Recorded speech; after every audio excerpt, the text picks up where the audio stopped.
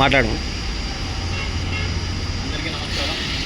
ఆంధ్రప్రదేశ్ రాష్ట్ర ప్రజలకు 78వ గణతంత్ర దినోత్సవం సందర్భంగా కడప జిల్లాలో బీసీ సంక్షేమ సంఘం కడప జిల్లా కార్యాలయంలో గణతంత్ర వేడుకలు అత్యంత ఘనంగా జరుపుకున్నటువంటి బీసీ నాయకులకు ప్రతి ఒక్కరికి పేరు పేరున ధన్యవాదాలు.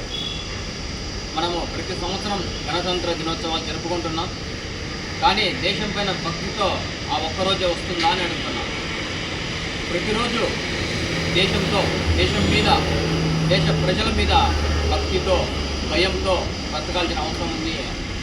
అంతేకాదు ఇప్పుడు తెరపైకి వచ్చినటువంటి ఒక చిన్న సమస్య, చిన్న కాదు పెద్ద సమస్య మన రాష్ట్రానికి, మార్వాడి గో బ్యాక్ అని. మరి మార్వాడి గో బ్యాక్ అంటున్నాం, బాగానే ఉంది. వాళ్ళ కల్చర్ గో బ్యాక్ అంటున్నాం, బాగానే ఉంది. మరి రోహింగ్యా గో బ్యాక్ అని ఎందుకు అనటం లేదు అని మిమ్మల్ని ప్రశ్నిస్తున్నాం. ప్రతి ఒక్కరిని మన దేశంలోకి చొరబాటుదారులను ప్రతి ఒక్కరిని తరిమి కొట్టాల్సిన అవసరం ఉంది. కానీ ఇక్కడ ఎవరైనా బ్రతకచ్చు, మార్వాడీలు బతకచ్చు, జైన్లు బతకచ్చు, మరాఠీలు బతకచ్చు, ప్రతి ఒక్కరు బతకచ్చు. కానీ మన దేశ ఎలాంటి నష్టం జరగకుండా వాటిల్లేందుకు మీరు ఏ విధంగానే బతకొచ్చు. అంతేకాదు మార్వాడీలు చాలా వరకు షాపులు 80-90% షాపులు అలాగే ఉన్నాయి. ఇక్కడ పుట్టి పెరిగినటువంటి ప్రతి ఒక్కరికి కూడా మీరు ఎంప్లాయ్మెంట్ ఇవ్వండి. ఈ షాపుల్లో 10 మంది ఉంటే 10 మంది మార్వాడీలను, జైన్లను, మరాఠీలను కాదండి.